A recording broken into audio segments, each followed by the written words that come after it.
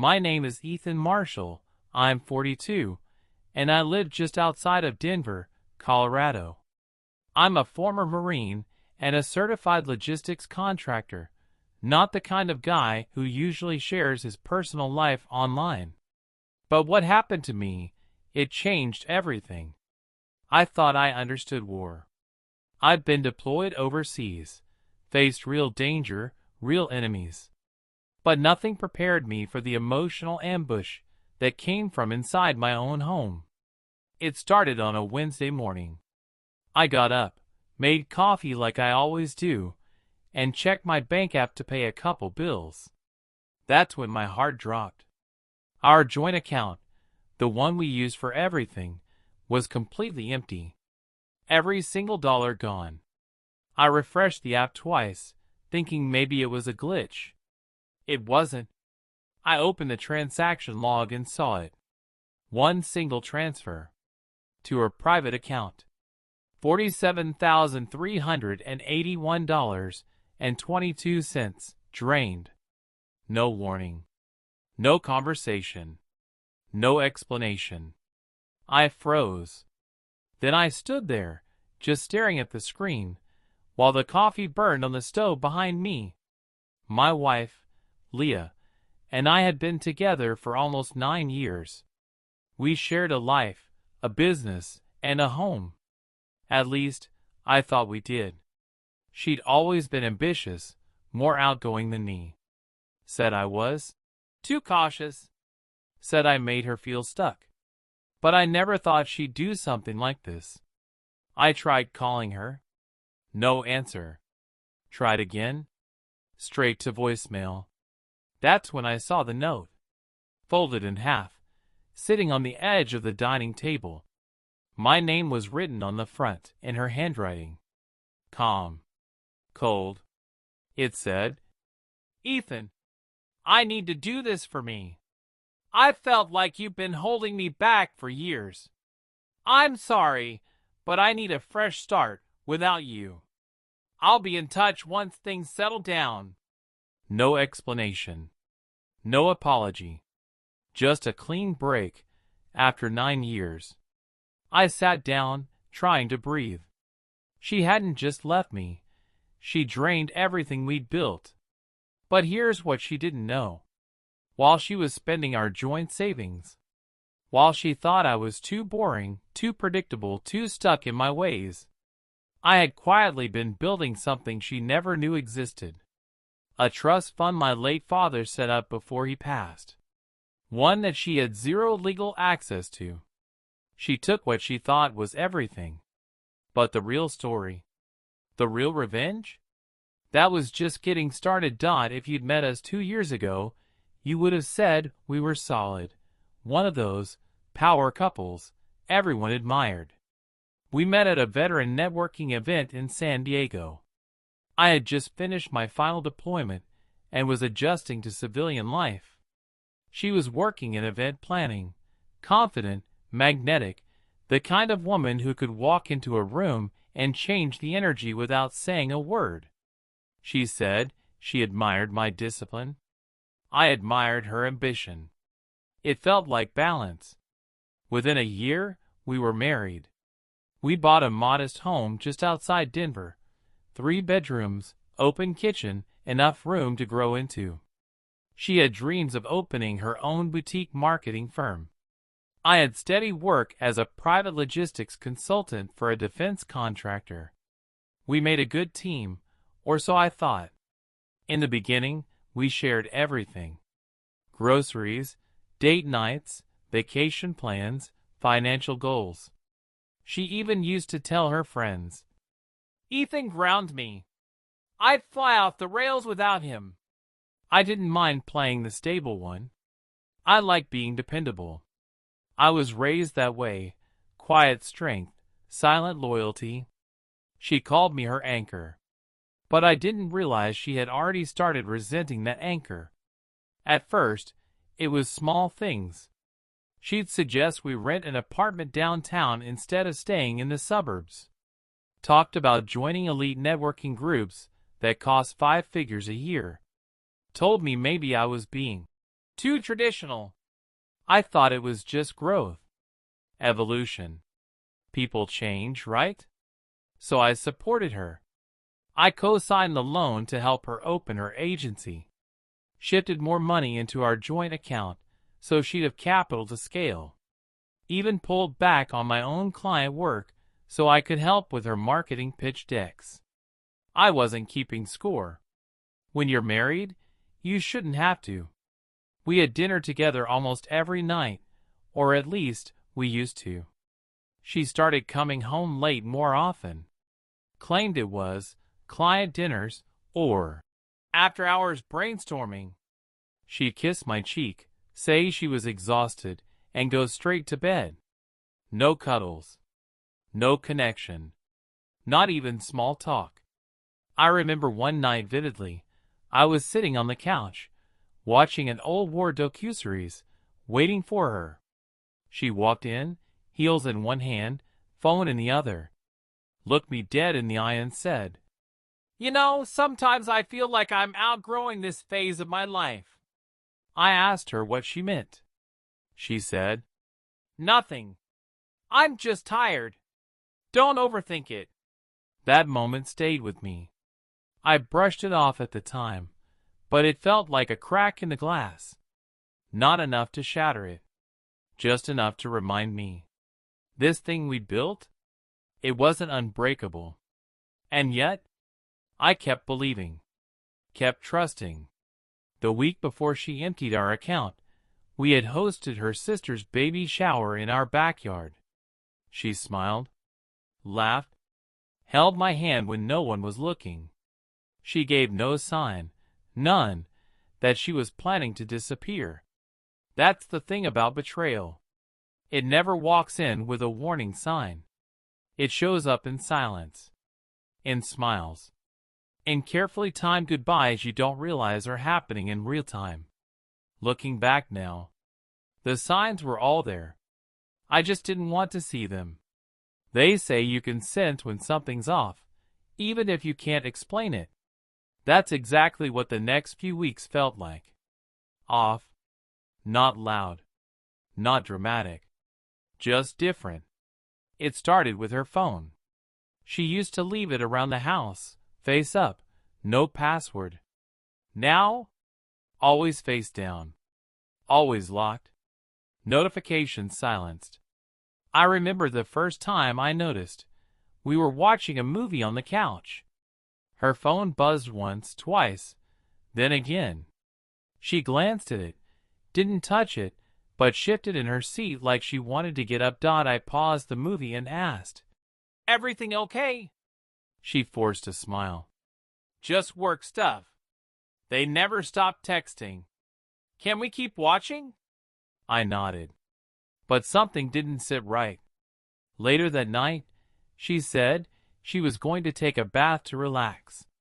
Left her phone on the counter for the first time in weeks. The screen lit up while she was gone.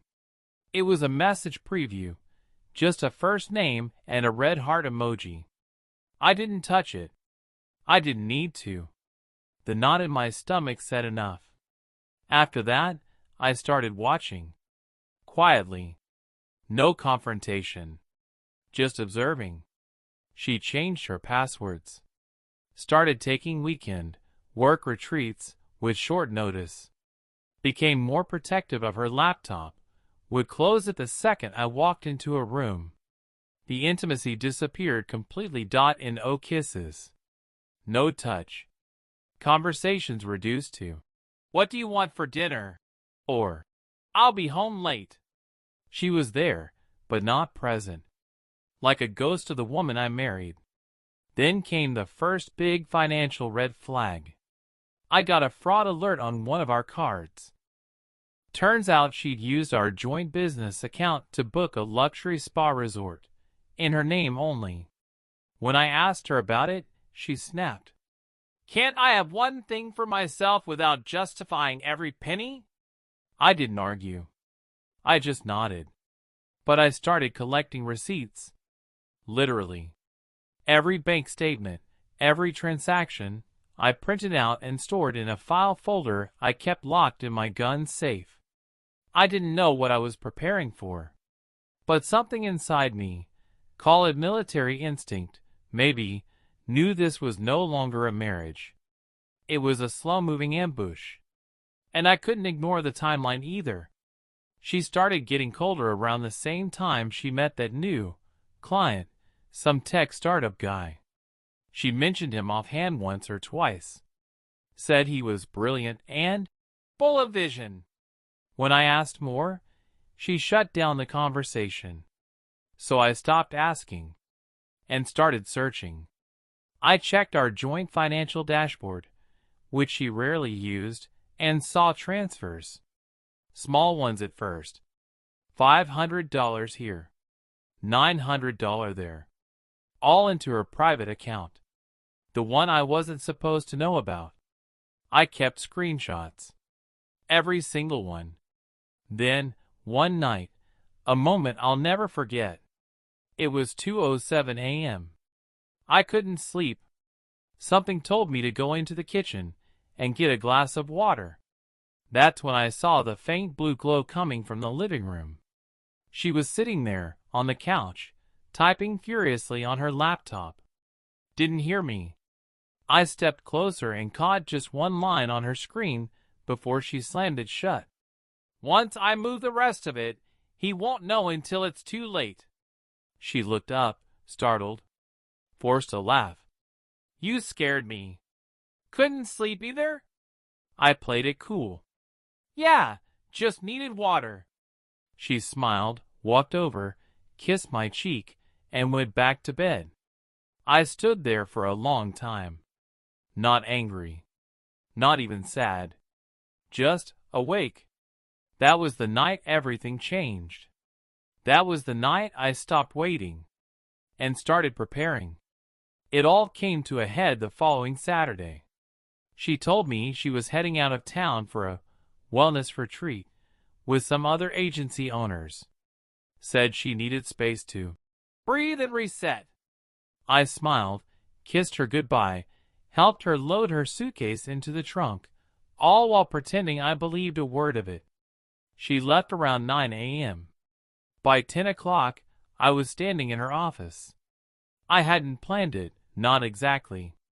But something about the way she'd rushed out, the speed, the fake calm, it set something off in me. I knew she kept important papers in the bottom drawer of her desk. So I went looking. That's when I found it. A manila envelope, labeled with her name and mine. Inside, a draft divorce petition already signed by her. A notarized financial statement showing our joint account balance before she cleared it out. A letter to her attorney outlining her exit plan. I didn't even feel the blood drain from my face. I just went cold. Completely still. She had written the whole thing like a business strategy. My goal is to secure the joint account and initiate the divorce after securing the Denver property title. The Denver property title. Our home. She'd already spoken to a real estate broker about listing it. The part that hit the hardest? In her notes, she referred to me not as Ethan, or even my husband. Just, he's slow. Too trusting. I don't think he'll fight back. That one line broke something in me. But I didn't cry. I didn't rage. I closed the folder, put it back exactly the way I found it, and walked out of her office like nothing had happened. Because right then, in that exact moment, I understood. This wasn't just betrayal. It was a takedown. A long-planned, carefully executed ambush. And I wasn't the clueless husband anymore. I was a soldier again. And this was war. But not the kind with bullets or shouting. This would be a quiet war. A calculated, legal, and devastating war. And she'd never see it coming. The old me, the man she married, would have begged her to stay. Would have cried, questioned, asked where things went wrong. But that man was gone. I spent the next 72 hours moving in silence. First, I contacted my attorney, Mitch Hawthorne. We'd served together years ago, before he transitioned into law.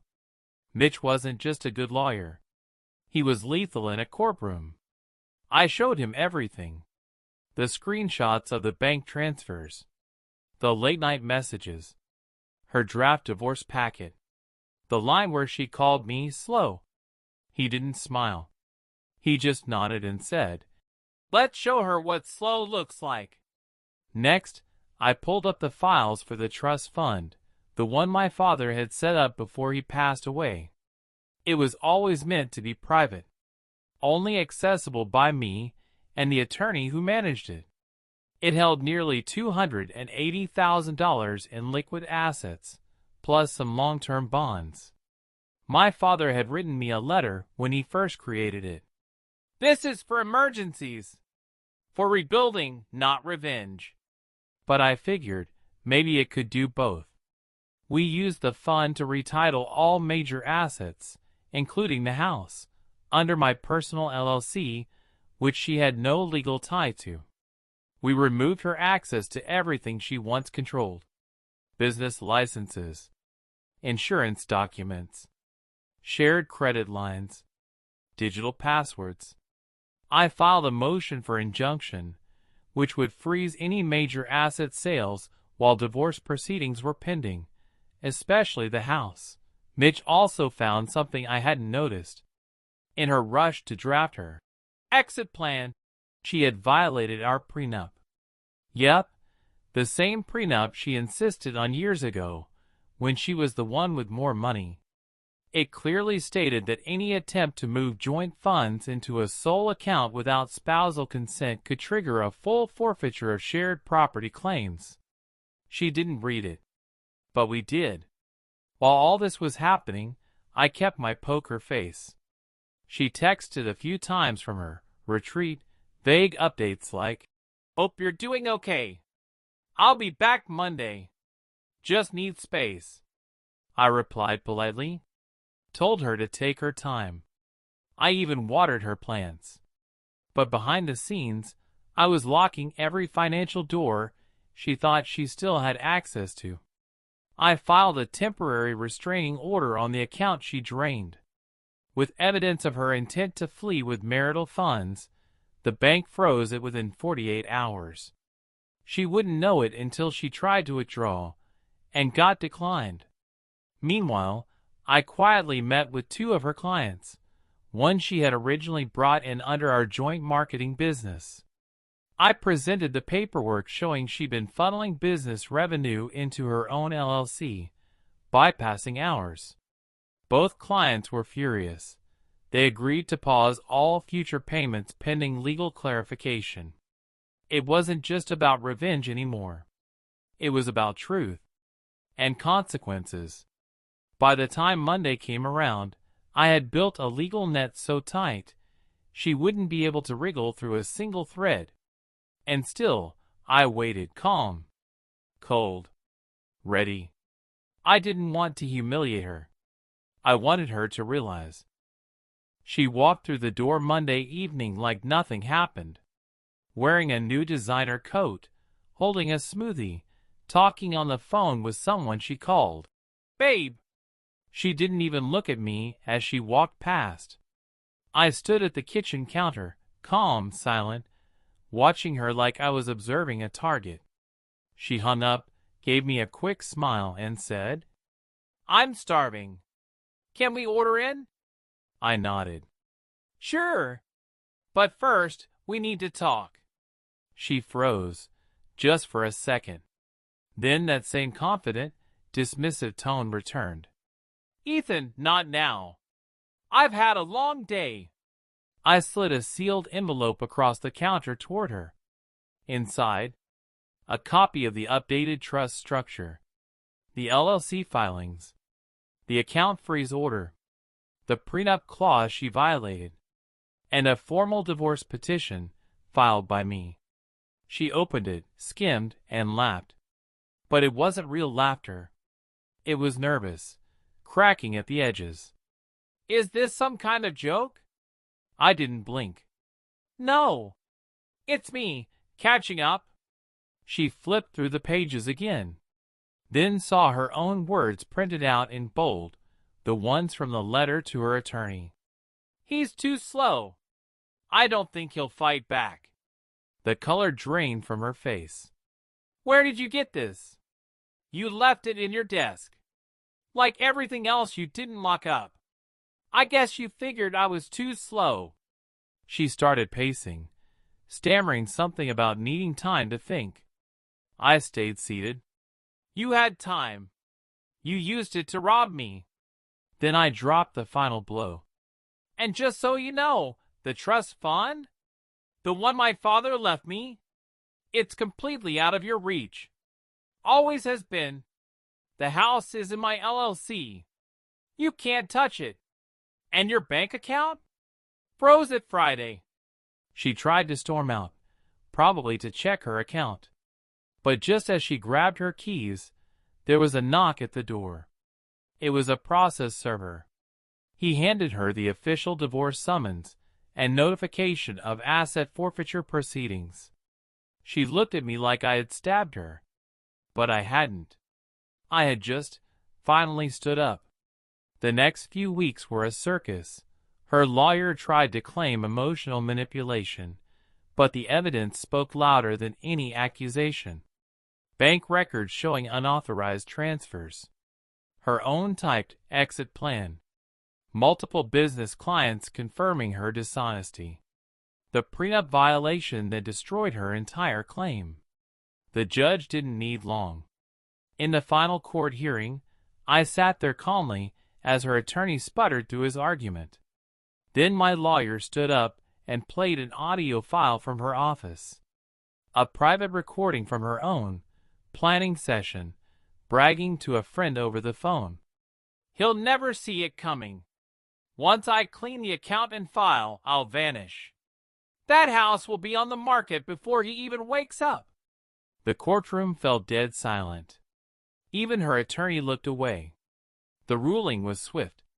Full ownership of the house returned to me. Her access to the business revoked. All stolen funds ordered to be repaid, with penalties. And zero spousal support. She walked out of that courtroom with nothing. No savings. No house. No business. Just her smoothie. And her pride shattered. It's been 11 months since the divorce was finalized. I still live in the same house. Same walls. Same kitchen. Same view from the porch. But it feels like a different universe now. At first, it was hard. I won't lie. Waking up alone after nearly a decade of partnership felt unnatural. But you know what surprised me? The peace. No hidden agendas. No half smiles. No walking on eggshells. Just quiet mornings. Clean energy. Time to rebuild not just my life, but myself. I've reconnected with old Marine buddies. I volunteer now at a local veterans center, helping others who feel blindsided by betrayal of a different kind. And that trust fund? It's no longer about emergency money or protection. I'm using a portion of it to start a scholarship fund in my father's name for kids of single-parent vets who want to study logistics or engineering. Sometimes, I still get emails from people who knew us as the perfect couple. They ask where Leah is. What happened? I don't answer. Not because I'm bitter, but because some truths aren't meant to be retold. They're meant to be outgrown. She reached out once, a few weeks ago.